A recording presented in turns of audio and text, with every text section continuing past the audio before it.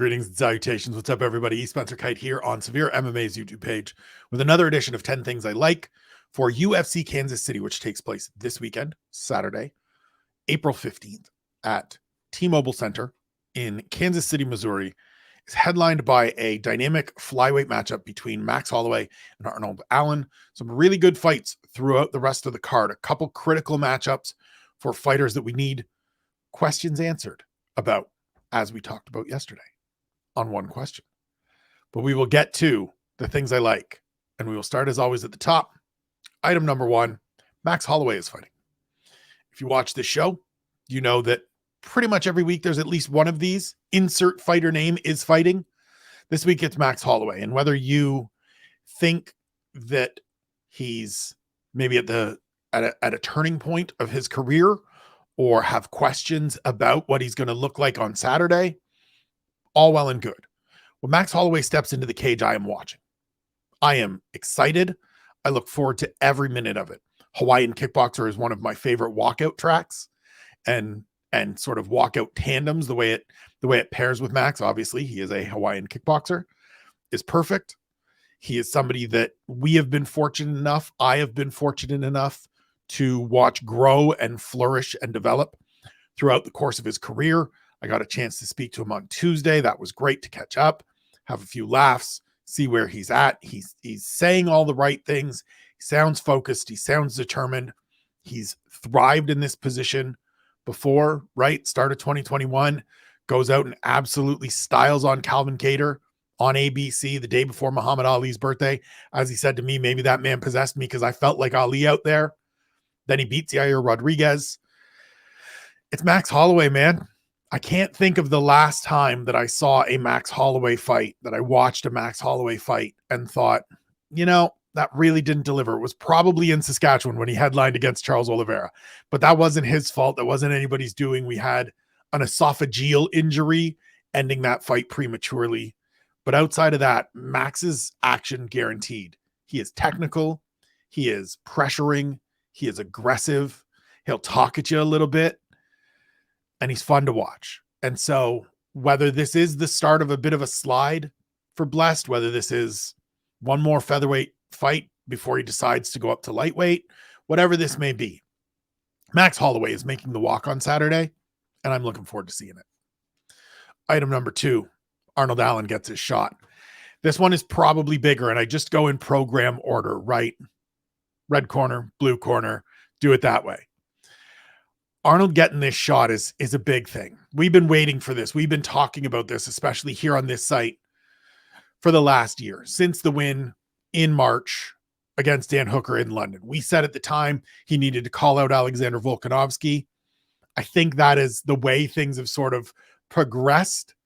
That has proven true, because here we are over a year later, 13 months later, and Arnold Allen is stuck in the gauntlet where he's got to get past Max Holloway in order to come one more step closer to securing that championship opportunity. And I'm not going to say guaranteeing he gets a championship opportunity, because stuff can happen at any time, at all times in this sport to screw things up in that regard.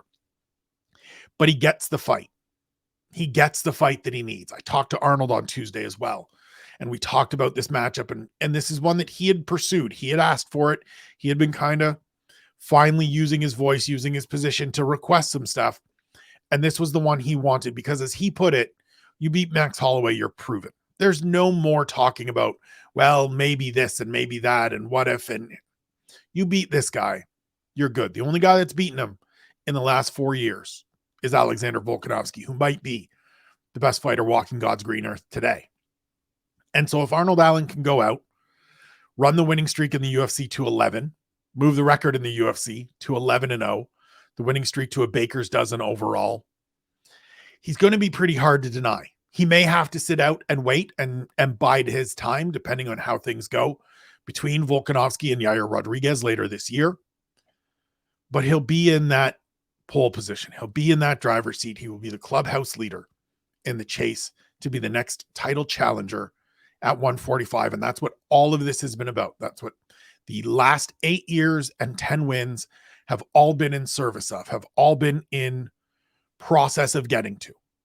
One of the things he said when I talked to him on Tuesday was that throughout it all, he's trusted the process, which of course for me as a basketball fan always makes me laugh because Philadelphia 76ers and they're trusting the process that hasn't quite worked out. But Arnold's here. He's at the point that you need to get to. It took a long time. It was a winding road. There were some bumps. There were some hesitations. There were some times that I, and everyone else wondered whether it was going to come through, but it did. And he's here, and I'm happy for him for that. Item number 3, the return of Edson Barboza. So Barboza is in sort of a similar position to Max Holloway where I don't quite know where he fits at this point, where he stands at this point, just because he's 37 years old. He's coming off the longest layoff of his career. He hasn't fought in 13 months as well because he was dealing with a knee injury last year that forced him out of a fight with Ilia Topuria. So his last fight is a loss to Bryce Mitchell. It's a second straight loss. He lost to Giga Chikadze before that. And there's all these understandable, rightful, deserved questions about what the Brazilian brings to the table at this point, where he fits in this division. He's clinging to a spot in the top 15. He's at number 14 as of this morning. But here's the thing.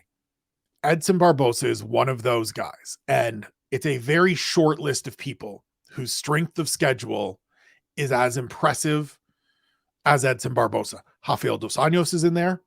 Michael Johnson is in there. And then outside of that, I think we're we've run the list. And this is the list. And I'm going to run it down because I think it's important to sort of remind people of this every once in a while. And I put this in my feature on Barboza that is on the UFC website now. Here's the list. 27 men he's faced thus far, chronological order, beginning with his debut. Mike Lulo, Anthony Njokuani, Ross Pearson, Terry Edom, Jamie Varner, Lucas Martins, Rafaelo Oliveira, Danny Castillo, Donald Cerrone, Evan Dunham, Bobby Green, Michael Johnson, Paul Felder, Tony Ferguson, Anthony Pettis, Gilbert Melendez, Beneil Dariush, Habib Nurmagomedov, Kevin Lee, Dan Hooker, Justin Gaethje, Paul Felder again, Dan Ige, Makwan Amarkani, Shane Burgos, Giga Chikadze, and Bryce Mitchell. That is a murderer's row. That is an insane strength of schedule. As I put it in the piece, that's 2 UFC lightweight champions, 2 interim lightweight champions, a former Strikeforce champ, a former WEC champ, an additional Ultimate Fighter winner in Pearson, a handful of guys that are still currently contenders, 1 member of the UFC Hall of Fame class of 2023, 2 fights with a criminally underrated Irish Dragon, a bunch of meetings with experienced divisional fixtures, and a couple of matchups against guys that were significantly better than anyone ever gives them credit for, like Njokuani, Edom, and Martins. Edson Barboza is one of these dudes that we need to give his roses right now. We need to give him his flowers right now. Saturday should be a celebration of all that he has done. The matchup with Billy Quarantillo is an interesting one because it's going to tell us, as we talked about on the preview show, where he fits right now. 3-5 years ago, Edson Barboza blows through Billy Quarantillo. He just does. That's not a knock on Quarantillo. Barboza was just a level ahead of him and would have been and may even remain a notch above him. But we're going to find out on Saturday. And I want to make sure that guys like this has been one of my sort of personal mandates throughout my career, really, truthfully, is making sure that athletes like this that never got to the absolute top get their flowers and get the recognition they deserve for incredible careers. And Edson Barboza is one of those guys. Item number 4, a couple curious light heavyweight matchups. So we get back-to-back fights at 205, Dustin Jacoby and Azamat Murzakanov, and then Iwan Kutilaba and Tanner Bosa making his debut in the light heavyweight division. Jacoby and Murzakanov is one that's going to tell us a lot about Murzakanov, as I talked about on Wednesday on one question. He's 12-0. He's 34 years old, but it sort of feels like we don't really know yet. The wins are Tafon Chukwi and Devin Clark. Dustin Jacoby is the right opponent for this matchup. He's looked great since coming back to the UFC on that second stint after winning on the Contender Series. 7-1-1 in 9 fights. The one loss is by split decision. You could argue that he won the fight. We don't need to get into that part of it, but he is a good bar for letting you know sort of where guys fit. And if Mirzakhanov can go out and be the mauler and the grinder and the dump him on the ground and beat him up and rough him up and get another victory and move it to 13-0, then that tells me he's ready to continue moving forward towards some of those guys in the top 10, towards some of those even more established names, the Nikita Krylovs, the Volkan Ozdemirs, maybe even as far up as Alexander Rakic or Johnny Walker, who I know has a matchup, but that range. Then the Cutelaba and Boser fight, as I talked about on Wednesdays, is strictly about figuring out and getting a chance to see who Tanner Boser is in this division, where he fits, what he brings to the table. Because I always liked him at heavyweight, right? He was a sort of 240, but moved well, carried himself well, had some decent footwork, tough, experienced guy, but now he goes down, and I want to see how he can hang, what he brings to the table. In my head, before I see him compete, before I see him on the scale, I think he should be fine. He's a big, strong kid, lose some of that extra mass that he didn't need to be carrying around, still going to be strong, still tall, still should be able to move well. And this is a winnable fight, right? Ion Cutelaba is a guy that if you are made to progress forward in this division, you beat this guy and frankly beat him handily, as we've seen from a bunch of people. He will give you that first rush that you've got to survive. And if you don't, then that tells us something as well. But both of these fights are going to give us some answers about fighters that I have questions about in this division. I like the matchups. I really want to see what Mirzakhanov does against Jacoby, who I think is underrated and very technical and fun to watch. And I want to see what Boser looks like at 205 against a guy that, if he's got some upward ability, he should get out of there in a hurry.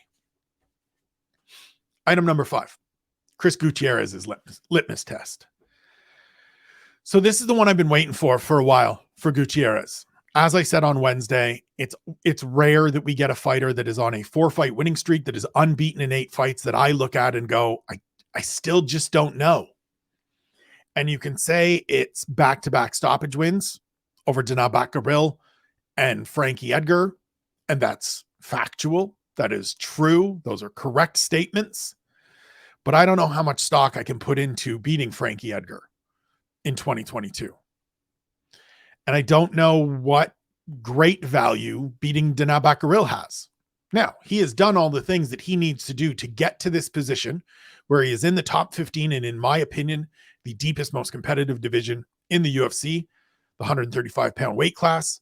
And now he gets Pedro Munoz, who, for all of his struggles of late, and it's 1 win in his last 6 fights, with a no contest in there last time out against Sean O'Malley, he's a fixture of the top 15. He's a fixture of the top 10, quite frankly. He's a guy that is going to give you hell. He is going to make you work to get this victory. We know what it takes in order to beat Pedro Munoz. And I want to see if Chris Gutierrez has it. We taped the preview show, and it will be coming out here shortly. And both Ian and Harry thought that he gets through Pedro Munoz rather handily. And I just kind of leaned in and went, oh, because I think Pedro Munoz is a bridge too far. I haven't been as convinced, as sold on Chris Gutierrez yet as some of my colleagues, which is why I'm really fascinated by this fight on Saturday. I can't wait to see it. Item number 6, Clay Guida's making the walk. Look, I said it yesterday. Every time Clay Guida walks to the cage, every time he continues to compete, I am going to be excited because this man is 41. He started his UFC career in 2006. The walkout is always energetic. He plays the air drums. He sings the same way I would in my bathroom, in my shower, in my kitchen when I'm prepping food. He gets smacked up by his brother. It is just fun to watch.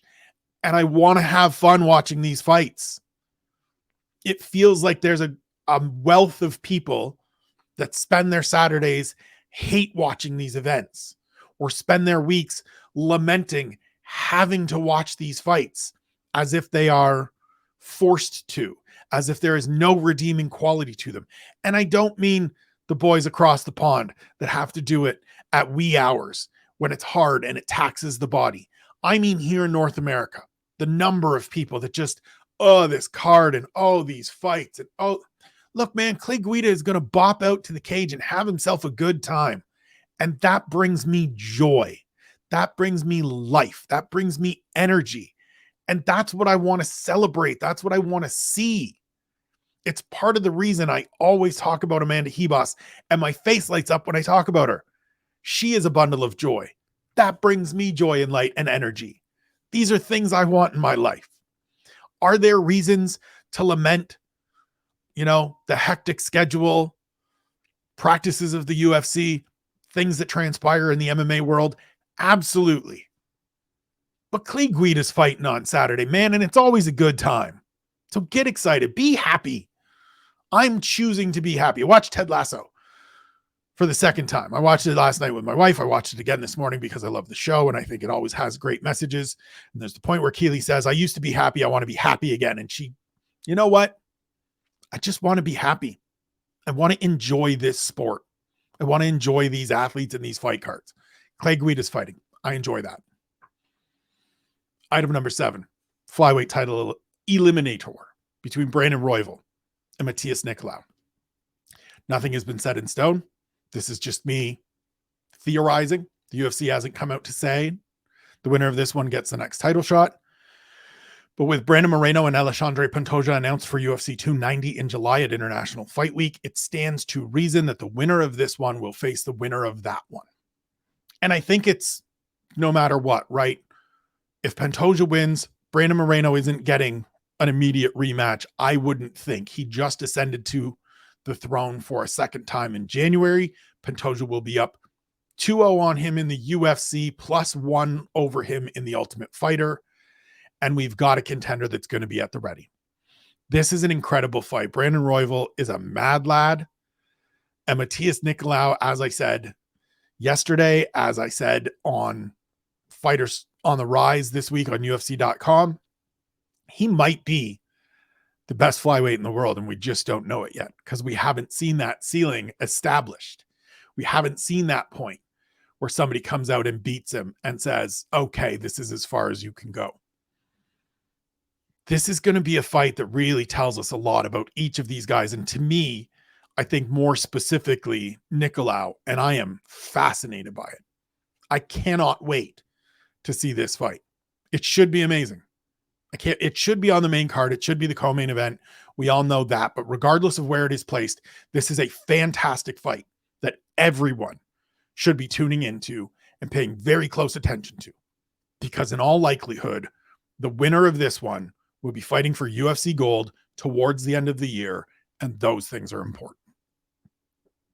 Item number 8, Jillian Robertson versus Piera Rodriguez. I was going to try to come up with some kind of fancy name for it, but you know what? It just is what it is. It is Robertson versus Rodriguez, and it's captivating to me. I thought, and I spoke about it yesterday on One Question, I thought it was a fight at flyweight. I thought Piera Rodriguez had gone up to meet Jillian Robertson because in my head, that makes the most sense, right? Somebody deciding, I don't want to cut weight, so I'm going to go up. Instead, this is contested at strawweight. This is Jillian Robertson coming back down to 115. Which is an interesting wrinkle, one that I'm not necessarily sure makes a lot of sense to me, because in addition to never wanting to see people cut weight because it's a ridiculous, archaic practice, I just don't know if she gains advantages by doing so. She is a fantastic grappler when she is in offensive positions and when she is able to execute. But the rest of her game needs rounding out, and she is somebody that for the longest time has been a fighter I can't quit, right? When I used to write 10 things I like and reasons to watch and things like that, there was fighters I can't quit. And Jillian Robertson, I believe, was the first one ever, because she's somebody I'm always going to believe in. And it's not just the Canada thing. It's not just the fire red hair. You see elements from this woman and you think, God, if she could just piece on, but we're 3 and 4 years into, if she could just add on. And I have a feeling that 3 or 4 more years down the road, we're going to be saying, if she could just add on. And then on the other side, we've got Piera Rodriguez, who's 2-0 in the UFC, 9-0 overall. And it's good wins over Kay Hansen and Sam Hughes. She is a gritty, sandpapery, tough, tenacious, really like the way she fights. She gets in your face. She beats the heck out of you. She's willing to get bloody a little bit, take one to land one. And so I'm really interested to see if Robertson coming down can unlock some things, can have a little more success, can be a stronger person in there, can be the stronger person in there, I should say. Or if Rodriguez is just going to be able to go out and sort of replicate what JJ Aldrich did against Jillian Robertson a few fights back. Down block, stuff to take down, keep her at range, pick her apart. Interesting fight. Very interesting fight to me.